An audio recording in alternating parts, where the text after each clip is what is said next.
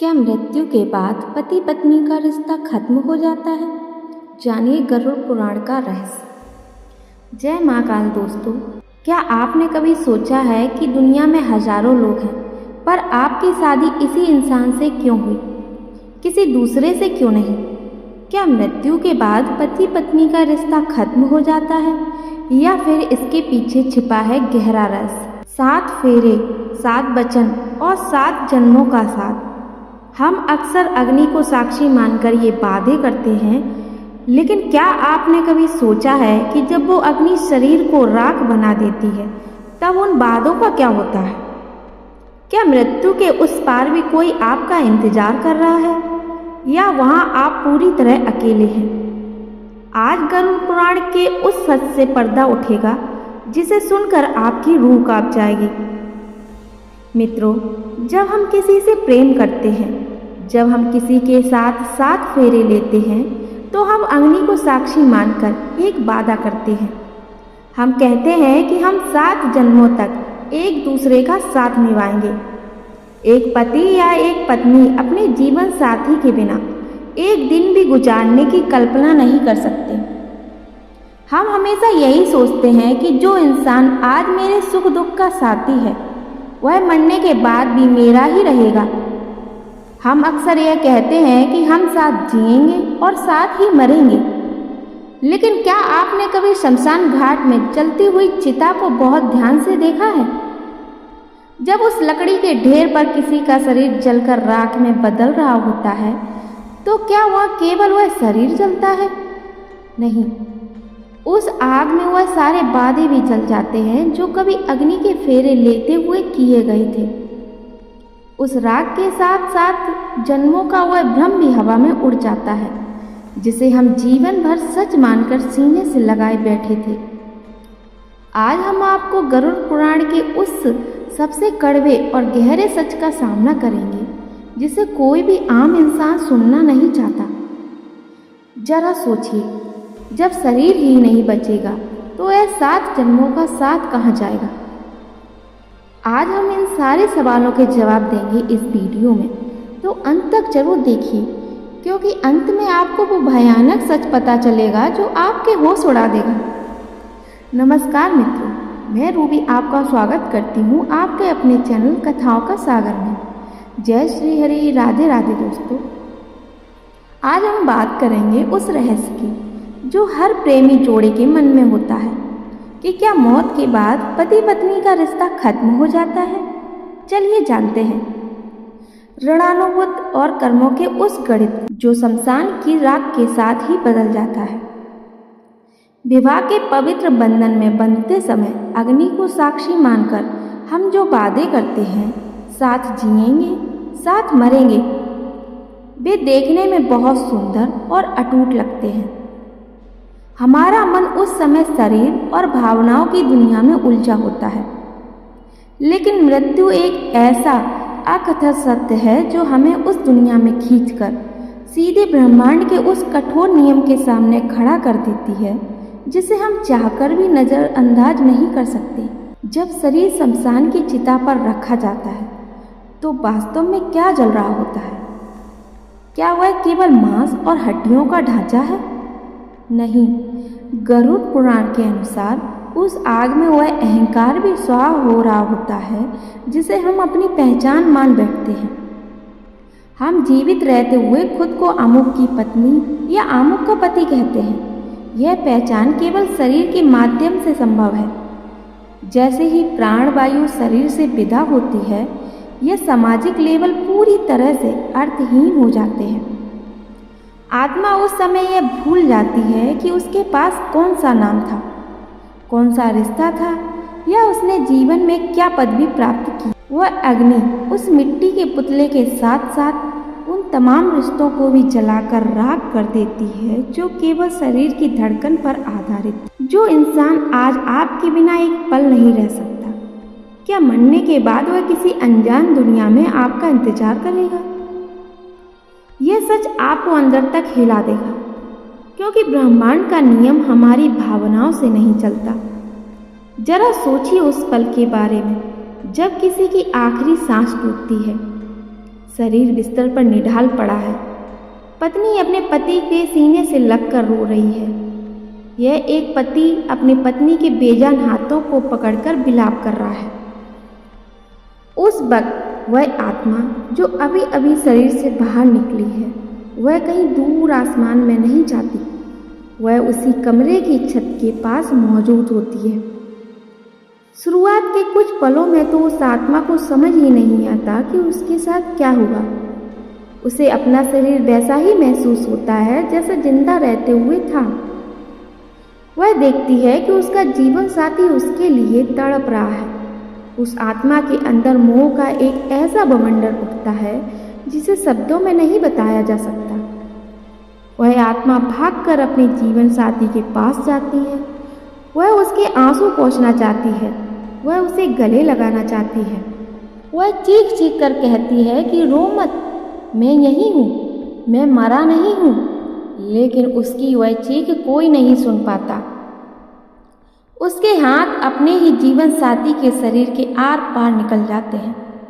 वह आत्मा बेबस होकर हवा में हाथ पैर मारती है।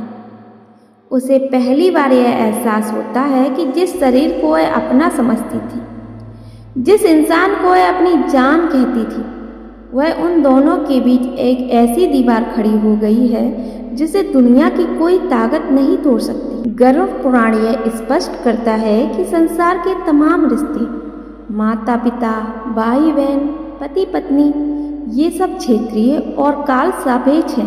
पति पत्नी का रिश्ता इस भौतिक जगत में एक सुविधा और कर्मिक आवश्यकता के रूप में होता है।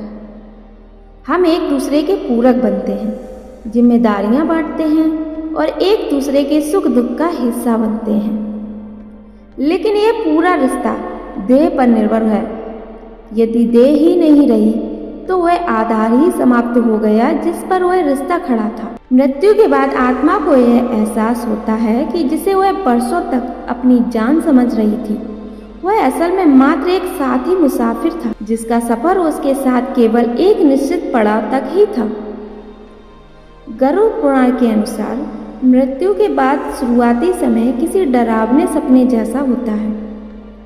जैसे ही प्राण निकलते हैं, आत्मा एक अंगुष्ठ मात्र यानी अंगूठे के आकार के सूक्ष्म शरीर में समा जाती है। लेकिन उसकी यादें, उसकी भावनाएं और उसका प्रेम अभी भी उसी पुराने घर और परिवार से जुड़ा होता है। गरुड़ पुराण कहता है कि मृत्यु के बाद पहले कुछ दिनों तक आत्मा अपने ही घर के चक्कर काटती रहती है। आत्मा को शुरुआत में यह विश्वास ही नहीं होता कि वह मर चुकी है। वह अपने बेजान शरीर को बेड पर पड़ा देखती है, अपने जीवन साथी को बिलखते हुए देखती है और दौड़कर उन्हें चुप कराने की कोशिश करती है। वह चिल्लाती है, मैं यही हूँ, देखो मुझे, रोना बंद करो। लेकिन उसकी आवाज़ भौतिक जगत के कानों तक नहीं पहुँचती। वह अपने पति या पत्नी के आंसू पोंछने के लिए हाथ बढ़ाती है, पर उसके हाथ हवा की तरह उनके शरीर के आर पार निकल जाते हैं। और सबसे बड़ा झटका आत्मा को तब लगता है जब वह देखती है कि जिन लोगों के लिए उसने पूरी जिंदगी लगा दी, वे अब उसके शरीर को शव या लाश कह रहे हैं। वे उसे जल्द से जल्द घर से बाहर निकालने की बात कर रहे हैं। जिस बिस्तर पर वह सोती थी, जहाँ उसका अधिकार था, वहाँ अब उसे रखने से भी लोग डर रहे हैं। यह वह क्षण है जब आत्मा को अपनी अदृश्यता और बेबसी का सबसे कड़वा एहसास होता है। वह उसी बेडरूम में जाती है जहाँ वह सोती थी। वह आत्मा उसी डाइनिंग टेबल पर बैठती है जहाँ बैठकर वह खाना खाती थी। उसी खिड़की से बाहर झांकती है जहाँ वह जीवित रहते हुए बैठती थी। वह देखती है कि उसके बिना दुनिया चल रही है। वह अपने जीवन साथी के दुख को महसूस तो कर सकती है, लेकिन उसे कम नहीं कर सकती। यही मोह का घेरा है, जहाँ चाहत तो अनंत है, लेकिन सामर्थ्य शून्य। और सबसे ज़्यादा तड़प उसे तब होती है जब रात के अंधेरे में उसका जीवन साथी उस खाली बिस्तर को देखकर रोता है। आत्मा भी उसके साथ रोती है। उसे लगता है कि काश कोई चमत्कार हो जाए, काश वह वापस उस मिट्टी के पुतले में घुस सके और कह सके कि मैं लौट आया। लेकिन जैसे जैसे दिन बीतते हैं और ख़ास तौर पर जब परिवार वाले 13वीं का संस्कार करते हैं और पिंडदान करते हैं, तब उस आत्मा के ऊपर से मोह का वह भारी पर्दा धीरे धीरे हटने लगता है। पिंडदान कोई रस्म नहीं है, यह जीवित लोगों की तरफ से उस आत्मा को दिया गया एक कठोर संदेश है। इस संदेश का मतलब होता है कि अब तुम्हारा और हमारा लेन देन पूरा हुआ। तुम्हारा समय इस घर में अब खत्म हो गया। अब तुम हमारा मोह छोड़कर अपनी आगे की यात्रा पर जाओ। यहीं से उस सच की शुरुआत होती है। जैसे ही प्राण शरीर त्यागते हैं, आत्मा अपनी उस अवस्था में वापस लौटकर आती है जहाँ वह ना तो पुरुष है और ना ही स्त्री, वह केवल चेतना है। आप कल्पना कीजिए दोस्तों, एक ऐसी अवस्था जहाँ ना कोई नाम है, ना कोई रिश्ता और ना ही कोई जिम्मेदारी। इस अवस्था में वह आत्मा स्वयं से यह सवाल पूछती है कि क्या मैं वही हूँ जो मैं शमशान में जलते शरीर को देख रही हूँ? जवाब मिलता है नहीं। उस क्षण में उसे यह आभास होता है कि वह तो अनंत है। वह तो वह है जो कभी पैदा ही नहीं हुई थी और जिसका अंत कभी संभव ही नहीं है। पति और पत्नी का वह अटूट बंधन जो हमें अभी जंजीर जैसा लगता था, वह असल में मोह की एक धुंधली परछाई मात्र थी। गरुड़ पुराण में इसे माया कहा गया है। यह माया हमें विश्वास दिलाती है कि हम एक दूसरे के पूरक हैं, जबकि सत्य यह है कि आत्मा अपने आप में पूर्ण है। मृत्यु के बाद वह सन्नाटा इस सच को पूरी तरह उजागर कर देता है कि ब्रह्मांड की अनंत यात्रा में हम सब अकेले हैं और उस सन्नाटे में कोई नाम या रिश्ता हमारा साथ नहीं देता। केवल हमारे कर्म ही हमारी परछाई बनकर आगे चलते हैं, जिसे हमारी मुनियों ने ऋणानुबद्ध कहा है। ऋणानुबद्ध यानी कर्मों का कर्ज, कर्मों का लेन देन। गरुड़ पुराण का सबसे चौंकाने वाला रहस्य है ऋणानुबद्ध। यह शब्द 2 शब्दों से बना है, ऋण यानी कर्ज और अनुबंध यानी जुड़ाव। यानी रिश्तों का आधार प्रेम नहीं बल्कि पुराना कर्ज है। बिना वजह कोई नहीं मिलता। इस दुनिया के अरबों लोगों में से आपकी शादी उसी एक इंसान से क्यों हुई? शास्त्रों के अनुसार यह कोई इत्तेफाक नहीं, आप दोनों के बीच पिछले कई जन्मों का एक पेंडिंग बिल था। हम जिसे प्यार कहते हैं, जिसे हम जन्म जन्म का साथ कहते हैं, वह असल में प्रकृति का एक बहुत बड़ा खाता है। इस दुनिया में कोई भी 2 इंसान बिना किसी वजह के एक दूसरे से नहीं टकराते और पति पत्नी का जो रिश्ता है वह तो दुनिया का सबसे गहरा और सबसे उलझा हुआ कर्म बंधन है। यह कोई संयोग नहीं है कि अरबों की भीड़ में आपकी शादी उसी एक इंसान से होती है। आप दोनों पिछले किसी जन्म में एक दूसरे से बहुत गहरे जुड़े हुए थे। शायद पिछले जन्म में आपने उस इंसान का बहुत दिल दुखाया था और इस जन्म में प्रकृति ने उसे आपकी पत्नी बनाकर भेज दिया ताकि वह जीवन भर आपको ताने दे सके और अपना हिसाब बराबर कर सके। या हो सकता है कि पिछले जन्म में आपने उसकी जान बचाई हो और इस जन्म में वह आपका पति बनकर आपकी हर सुख सुविधा का ख्याल रख रहा हो। इसे एक बहुत ही आम जिंदगी के उदाहरण से समझिए। जब आप किसी बैंक से कर्ज लेते हैं तो जब तक आप वह कर्ज चुका नहीं देते, आपका और उस बैंक का एक रिश्ता बन जाता है। आपको हर महीने वहाँ जाना पड़ता है, किस्तें देनी पड़ती हैं, लेकिन जिस दिन आपकी आखिरी किस्त जमा हो जाती है उस दिन वह लोन अकाउंट बंद हो जाता है। उसके बाद क्या वह बैंक आपको याद रखता है? क्या आप दोबारा उस बैंक में जाते हैं? नहीं। पति और पत्नी का रिश्ता बिल्कुल उसी बैंक लोन की तरह है। जब 2 लोग शादी के मंडप में बैठते हैं तो वे असल में अपना कर्ज चुकाने का एग्रीमेंट साइन कर रहे होते हैं। वह एक ही छत के नीचे रहते हैं, एक दूसरे के सुख दुख बांटते हैं, बीमार होने पर एक दूसरे की सेवा करते हैं। यह सब कुछ वह नहीं कर रहे होते, यह उनके कर्म उनसे करवा रहे होते हैं। और जिस पल जिस सेकंड वह कर्मों का हिसाब शून्य हो जाता है, वह लेन देन पूरा हो जाता है, ठीक उसी पल मृत्यु आ जाती है। मौत भी किसी बीमारी से नहीं आती, मौत किसी एक्सीडेंट से नहीं आती। मौत तब आती है जब उस इंसान का आपके साथ लिखा हुआ दाना पानी और कर्मों का खाता हमेशा के लिए बंद हो जाता है। और जैसे ही वह खाता बंद होता है, मृत्यु के ठीक बाद वह पति और पत्नी का पवित्र रिश्ता ब्रह्मांड के स्तर पर उसी क्षण राख हो जाता है। यह बात सुनने में बहुत भयानक लगती है, दिल को चीर देती है, लेकिन गरुड़ पुराण का यही अटल सत्य है। मृत्यु के उस पार कोई किसी का पति नहीं है, कोई किसी की पत्नी नहीं है। आत्मा का अपना कोई रूप नहीं होता, आत्मा का कोई लिंग नहीं होता। वह ना आदमी है ना औरत। आदमी और औरत तो वह कपड़े थे जो आत्मा ने धरती पर पहने थे।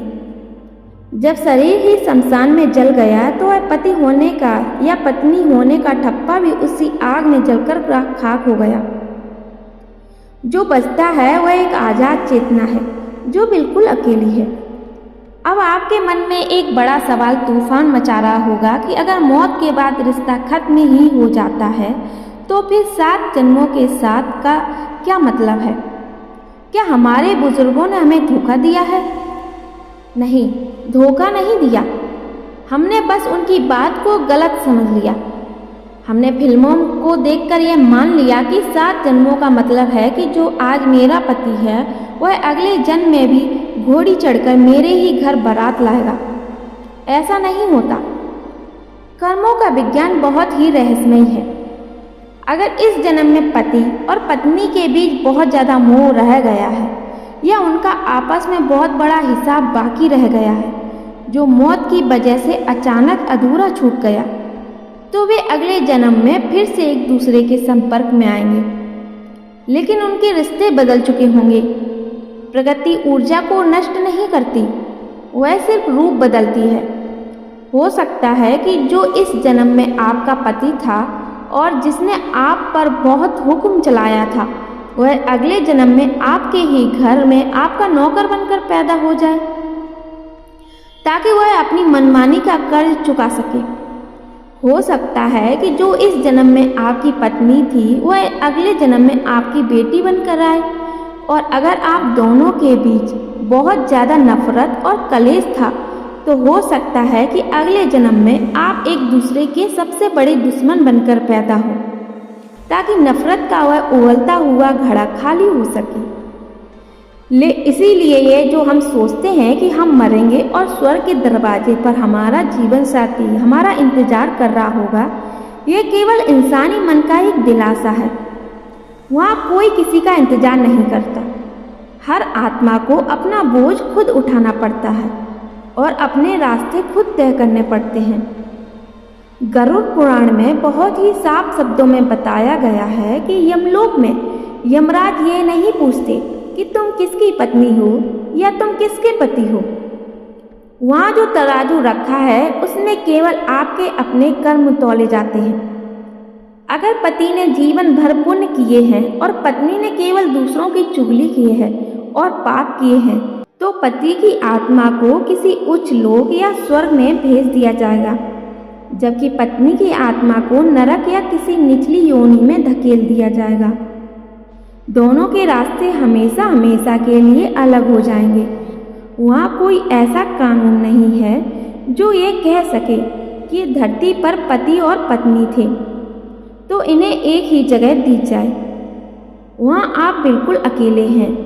यही वजह है कि हमारे शास्त्रों में बार बार कहा गया है कि किसी भी इंसान के मोह में इतना अंधा मत हो जाओ कि तुम उस ईश्वर को ही भूल जाओ जो तुम्हारा असली साथी है। किसी से प्रेम करना बहुत अच्छी बात है।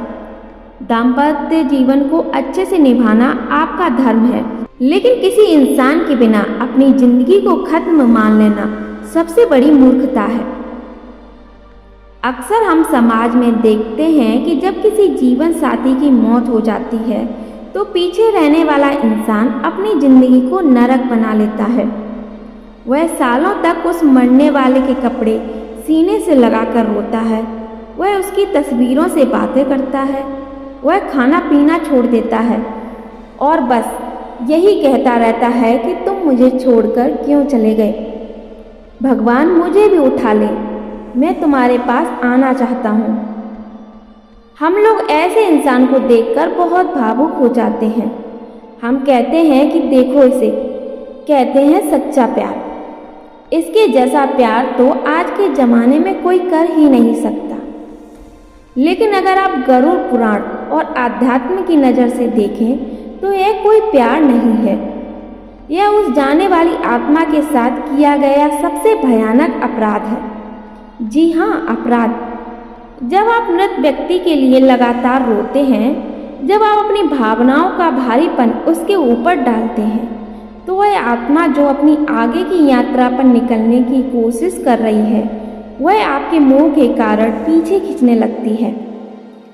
आपके आंसू उस आत्मा के पैरों में लोहे की बेड़ियां बन जाते हैं। गरुड़ पुराण में एक बैतरणी नदी का जिक्र आता है। कहा जाता है कि जब परिजन बहुत ज़्यादा रोते हैं तो उनके आंसुओं से वह बैतरणी नदी और ज़्यादा भयानक हो जाती है। उसमें बाढ़ आ जाती है और उस आत्मा के लिए उस नदी को पार करना असंभव हो जाता है। वह आत्मा ना तो आगे जा पाती है और ना ही वापस आपके पास लौट आती है।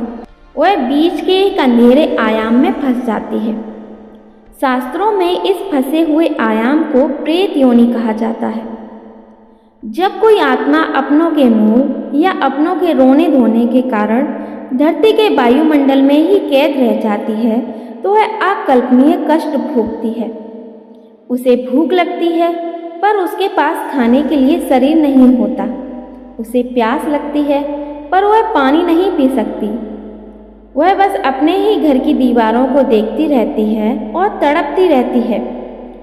जरा सोचिए दोस्तों, जिस इंसान से आप इतना प्यार करते थे, क्या आप अपने आंसुओं की जंजीर से बांधकर उसे प्रेत बनाना चाहेंगे? क्या आप चाहेंगे कि वह आपके मोह की वजह से सालों तक अंधेरे में भटके? अगर आप अपने जीवन साथी से सच में प्रेम करते हैं तो मौत के बाद उसे आज़ाद कर दीजिए। सच्चा प्रेम वह है जो मुक्त करता है, जो पिंजरे में नहीं बांधता। उसके लिए प्रार्थना कीजिए, उसके नाम से गरीबों को भोजन कराइए, अच्छे कर्म कीजिए और अपने मन में यह भाव लाइए कि हमारा और तुम्हारा साथ बस यहीं तक था। तुमने मुझे जो भी खुशियाँ दी हैं उसके लिए बहुत बहुत धन्यवाद। अब तुम बिना किसी चिंता के अपनी आगे की यात्रा पर जाओ और ईश्वर के प्रकाश में विलीन हो जाओ। जब आप इस मजबूत और सच्चे भाव से उसे विदा करते हैं तो उस आत्मा का सारा बोझ उतर जाता है और उसे तुरंत शांति मिल जाती है। यहाँ पर एक और बहुत बड़ी गलती का जिक्र करना बहुत ज़रूरी है, जो बहुत से लोग अनजाने में कर बैठते हैं। कई बार जब जीवन साथी बिस्तर पर आखिरी सांसें गिन रहा होता है तो दूसरा जीवन साथी रोते हुए कुछ ऐसे वादे कर लेता है जो नहीं करने चाहिए, जैसे कि मैं तुम्हारे बिना कभी दूसरी शादी नहीं करूँगा, या मैं बहुत जल्द तुम्हारे पास आ जाऊँगा, या फिर मरते हुए इंसान से कहना कि तुम वहाँ हमेशा मेरा और मेरे बच्चों का ख्याल रखना। आध्यात्मिक विज्ञान में इन बातों का एक बहुत बड़ा श्राप माना गया है। मौत के वक्त इंसान का अवचेतन मन 100 गुना ज़्यादा सक्रिय होता है। उस वक्त किया गया कोई भी संकल्प आत्मा के साथ चिपक जाता है। अगर मरने वाले ने आपके रोने की वजह से यह बात अपने मन में बिठा ली है कि उसे आपका ख्याल रखना है, तो यह आत्मा अपनी मुक्ति का रास्ता छोड़कर एक सूक्ष्म साया बनकर आपके इर्द गिर्द ही घूमती रहेगी। वह साया आपकी रक्षा तो करने की कोशिश करेगा, लेकिन इस धरती के आयाम में टिके रहने के लिए उसे ऊर्जा चाहिए। और वह ऊर्जा वह कहाँ से लेगा? वह आपकी ही जीवन ऊर्जा को चूसना शुरू कर देगा। इससे नतीजा यह होता है कि जो इंसान जीवित है वह धीरे धीरे बीमार पड़ने लगता है। उसके चेहरे की चमक उड़ जाती है। उसके घर में हमेशा एक भारीपन और उदासी छाई रहती है और उसकी अपनी जिंदगी पूरी तरह से रुक जाती है। इसीलिए हमारे बुजुर्ग हमेशा कहते थे कि मरते हुए इंसान को कभी सांसारिक बातों में मत उलझाओ, उसे केवल भगवान का नाम सुनाओ, उसे याद दिलाओ कि तू कोई शरीर नहीं है, तू किसी का पति या पत्नी नहीं है, तू एक अनंत आत्मा है और तेरा असली घर उस परमात्मा के पास है। अब जरा ठहर कर सोचिए दोस्तों कि इस पूरे गहरे विज्ञान का मौत के इस डरावने सच का हमारी आज की जिंदगी से क्या लेना देना। यह सब जानकर हमें क्या शिक्षा मिलती है? क्या हमें प्यार करना छोड़ देना चाहिए? क्या हमें सन्यासी बन जाना चाहिए? बिल्कुल नहीं, बल्कि यह ज्ञान हमें यह सिखाता है कि हमें प्यार कैसे करना चाहिए। इसकी पहली और सबसे बड़ी शिक्षा यह है कि हमारे अंदर का अहंकार कितना खोखला है। हम रोज छोटी छोटी बातों पर अपने जीवन साथी से झगड़ते हैं। हम उसे नीचा दिखाने का कोई मौका नहीं छोड़ते। हम कहते हैं कि तुम मेरे बिना कुछ नहीं हो, मैंने तुम्हारे लिए अपनी पूरी जिंदगी बर्बाद कर दी। हम एक ही छत के नीचे रहते हुए महीनों तक एक दूसरे से बात नहीं करते। लेकिन जब आप यह जान लेते हैं कि यह रिश्ता केवल कुछ समय की मोहलत है, कि मौत की एक छोटी सी सांस आते ही यह सारा अहंकार, ये सारी शिकायतें, ये सारे ताने मिट्टी में मिल जाएंगे, तो क्या यह झगड़ा कोई मायने रखता है? जिस इंसान पर आप आज अपना अधिकार जमा रहे हैं, कल जब उसकी सांसें रुकेंगी तो आप उसे एक रात भी अपने घर में नहीं रख पाएंगे। लोग कहेंगे कि इसे जल्दी से घर से बाहर निकालो। अब यह इंसान नहीं, केवल एक लाश है। इसीलिए जब तक आप जिंदा हैं, जब तक आपके सीने में धड़कन है, अपने इस रिश्ते की पूरी कदर कीजिए। अपने जीवन साथी का सम्मान कीजिए, उसकी गलतियों को माफ़ करना सीखिए, क्योंकि यह जो समय आपको मिला है, ये हिसाब बराबर करने का समय है। अगर आप इस जन्म में अपने जीवन साथी को खून के आंसू रुलाएंगे, उसे धोखा देंगे या उसकी भावनाओं को कुचलेंगे, तो याद रखिए यह कहानी मौत के साथ खत्म नहीं होगी। आपको वह सारा दर्द, वह सारी तड़प अगले जन्म में सूद समेत वापस मिलेगी। प्रकृति का न्याय बहुत सख्त होता है। जो लोग अपने पति या पत्नी को धोखा देकर किसी और के साथ संबंध बनाते हैं, गरुड़ पुराण में उनके लिए जो सजाएं लिखी हैं, वह सुनकर ही रूह कांप जाती है। विवाह कोई मजाक नहीं है, यह केवल दो शरीर का नहीं बल्कि दो आत्माओं का मिलन है। जब आप इस रिश्ते में झूठ और धोखा मिलाते हैं, तो आप सीधे ईश्वर के बनाए हुए नियम का अपमान करते हैं और इसके लिए आत्मा को बहुत लंबे समय तक अंधकार में सहना पड़ता है। दूसरी सबसे बड़ी शिक्षा जो हमें मिलती है, वह यह है कि मोह और प्रेम के बीच के फर्क को पहचानना। हम जिसे प्यार समझते हैं, वह असल में हमारा मोह होता है, हमारी आसक्ति होती है। मोह हमेशा इंसान को दुख देता है, क्योंकि मोह किसी भी चीज को मुट्ठी में कैद करना चाहता है। हम चाहते हैं कि हमारा जीवन साथी हमेशा हमारी नज़रों के सामने रहे, वह हमेशा जवान रहे, वह वही करे जो हमें पसंद है, और वह जब बदलता है या जब वह हमें छोड़कर मौत के मुंह में चला जाता है, तो हम अंदर से टूट जाते हैं। यह मोह की निशानी है। लेकिन प्रेम इसके बिल्कुल उलट है। प्रेम इंसान को आज़ादी देता है। प्रेम यह जानता है कि हम दोनों अलग अलग मुसाफिर हैं, जो कुछ समय के लिए एक साथ एक सफ़र पर निकले हैं। इसे एक ट्रेन के सफ़र की तरह समझिए। आप ट्रेन में बैठते हैं, सामने की सीट पर एक दूसरा मुसाफिर आकर बैठ जाता है। आप उसके साथ खाना बांटते हैं, आप उससे बातें करते हैं, आप दोनों साथ मिलकर हंसते हैं, लेकिन जब उसका स्टेशन आ जाता है तो क्या आप उसका हाथ पकड़कर रोने लगते हैं? क्या आप उसे ट्रेन से उतरने से रोकते हैं? नहीं, आप मुस्कुराकर उसे हाथ हिलाते हैं और विदा करते हैं, क्योंकि आप जानते हैं कि उसका सफ़र बस यहीं तक था और आपका सफ़र अभी आगे बाकी है। हमारी ज़िंदगी भी बिल्कुल इसी ट्रेन की तरह है। आपका जीवन साथी आपका सहाद्री है। वह आपसे पहले भी उतर सकता है और आपके बाद भी। जब उसका स्टेशन आ जाए तो उसे खुशी खुशी भगवान के पास विदा करना ही सबसे सच्चा प्रेम है। कई बार हमने देखा है कि जब घर में किसी बुजुर्ग की मौत होती है तो दूसरा बुजुर्ग भी कुछ ही दिनों या महीनों में अपना शरीर छोड़ देता है। विज्ञान इसे हार्ट ब्रेक सिंड्रोम कहता है, लेकिन हमारे शास्त्र कहते हैं कि जब दो आत्माएं लंबे समय तक एक साथ रहती हैं तो उनकी ऊर्जा, उनका आभा मंडल एक दूसरे में इतना ज़्यादा घुल मिल जाता है कि एक के जाने पर दूसरे की जीवन शक्ति अपने आप टूटने लगती है। यह एक बहुत ही प्राकृतिक प्रक्रिया है। लेकिन अगर किसी जवान इंसान के जीवन साथी की मौत हो जाए तो शास्त्रों में कहीं नहीं लिखा कि उसे अपनी पूरी जिंदगी एक बंद कमरे में रोते हुए निकाल देनी चाहिए।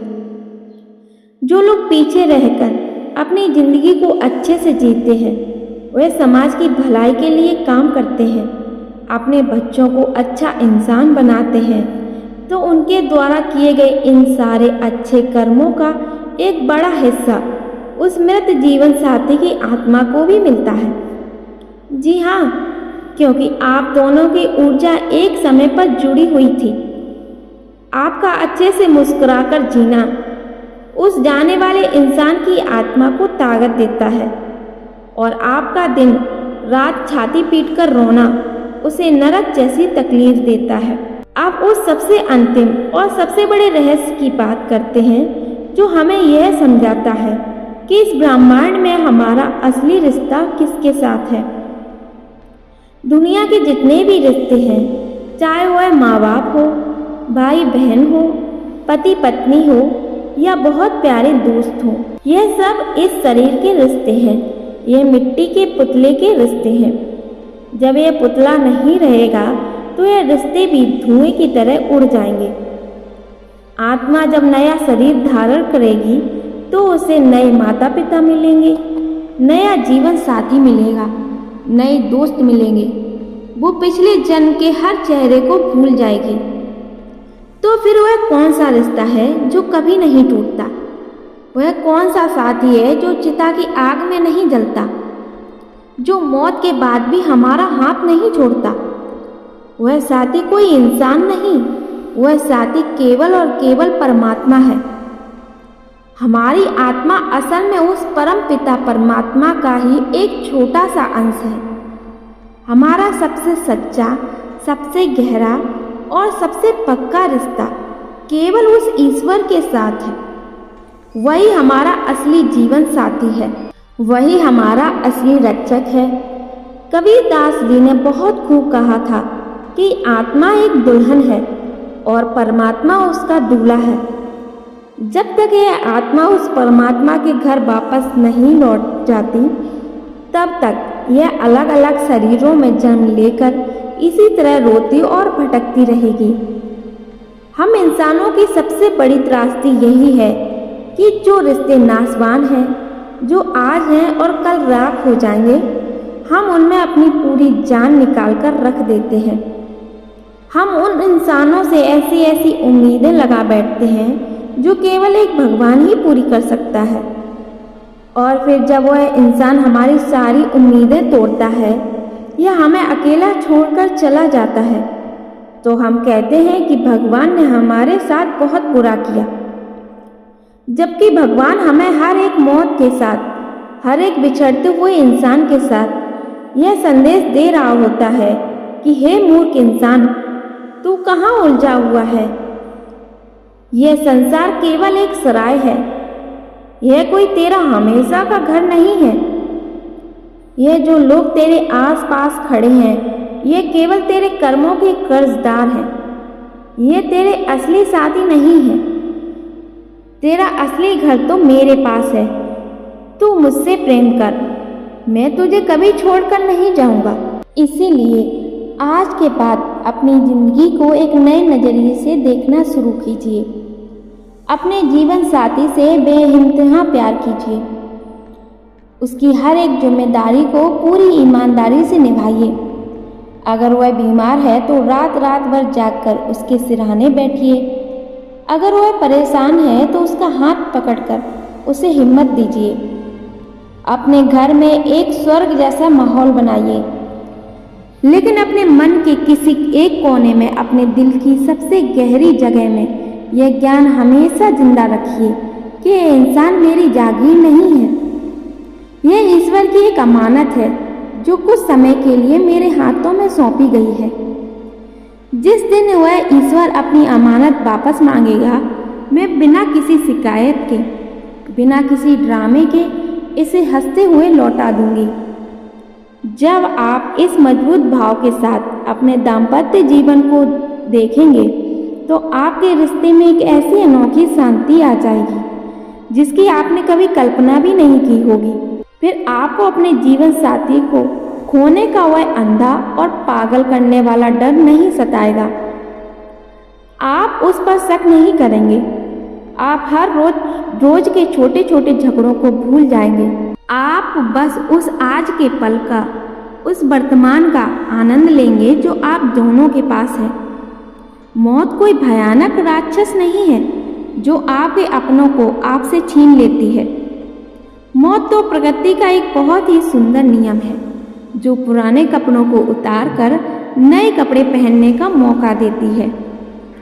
मृत्यु के उस पार कोई डर नहीं है, वहाँ केवल एक गहरी शांति है। गरुड़ पुराण का यह ज्ञान इंसानों को डराने के लिए नहीं लिखा गया था।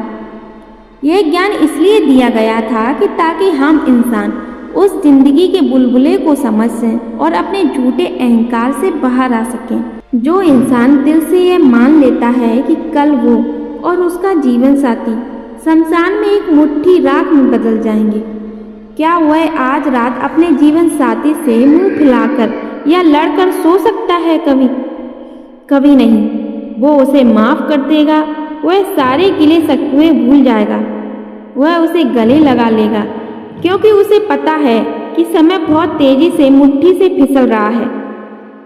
इसलिए दोस्तों, आज रात जब आप सोने जाएं तो अपने पास सो रहे उस इंसान को, अपने जीवन साथी को एक बार बहुत ही गौर से देखिएगा।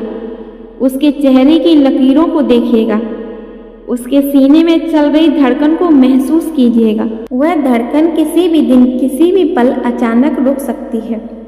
वह आंखें एक दिन हमेशा हमेशा के लिए बंद हो जाएंगी। इसीलिए जो भी कहना है आज ही कह दीजिए। जो स्नेह और अपनापन जताना है वह अभी जता दीजिए। दिल में दबी हुई पुरानी शिकायतों को आज ही बाहर निकालकर दूर कीजिए, क्योंकि आने वाले कल का कोई भरोसा नहीं होता। मृत्यु के बाद ना कोई संबंध रह जाता है और ना कोई अवसर। जो कुछ भी है वह इसी क्षण में है, इसी सांस में है। इसीलिए इस पल को पूरी सच्चाई और प्रेम के साथ पूरी तरह जिए।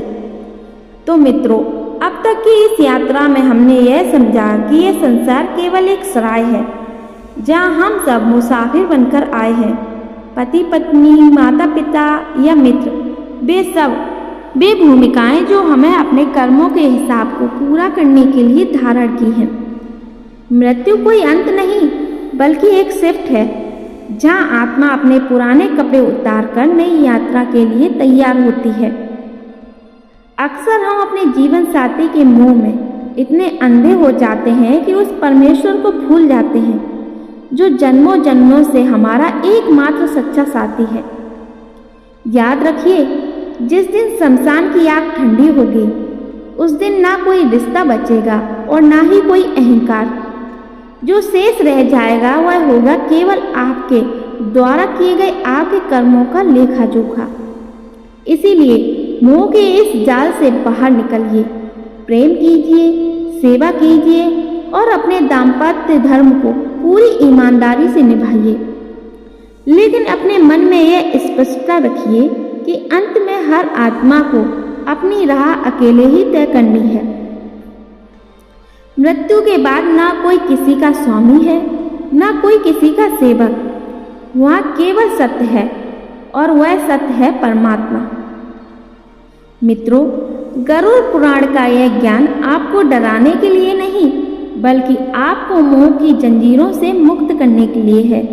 अगर आज का ये वीडियो आपको जीवन के इस कड़वे लेकिन सत्य पहलू को समझने में सहायक लगा हो, तो उसे उन लोगों के साथ साझा करें जिन्हें इस सच्चाई की सबसे ज़्यादा ज़रूरत है। क्या आप भी मानते हैं कि प्रेम मोह से बढ़कर मुक्ति का नाम है? अपनी राय कमेंट में ज़रूर बताएं। और हाँ, प्रभु की भक्ति में लीन रहने के लिए और ऐसे ही आध्यात्मिक रहस्यों को जानने के लिए हमारे चैनल को सब्सक्राइब करना ना भूलें। कमेंट बॉक्स में पूरी भक्ति भाव के साथ लिखें, जय श्री हरि विष्णु, राधे राधे। आपके द्वारा लिखी गई यह एक पंक्ति उस आत्मा को शांति पहुंचाने वाली प्रार्थना बन सकती है। अपना ख्याल रखें और प्रभु के मार्ग पर चलते रहें। धन्यवाद।